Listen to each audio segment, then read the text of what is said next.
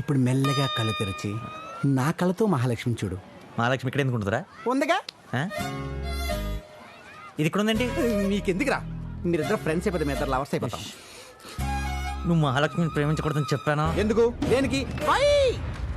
నువ్వే కదరా చెప్పావు అది ఎవరితో చెరువు గడ్డ దగ్గర తిరుగుతుందని. ఏడ్చావు.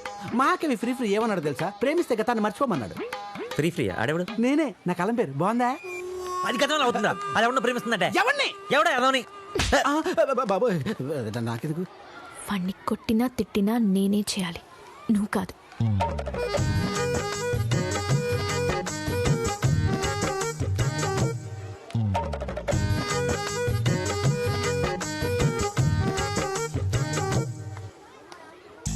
నన్ను యదవా అన్నావని మహాలక్ష్మి తగ్గి ఫీల్ అయిపోయిందిరా. నువ్వే ఫీల్ అవ్వకు, తను నేను సరి చెప్తానులే. రే భూపేసి, అది నన్ను లాక్కుట్టి ఆ యదవన్ లవ్ చేస్తున్నా అని చెప్పిందిరా.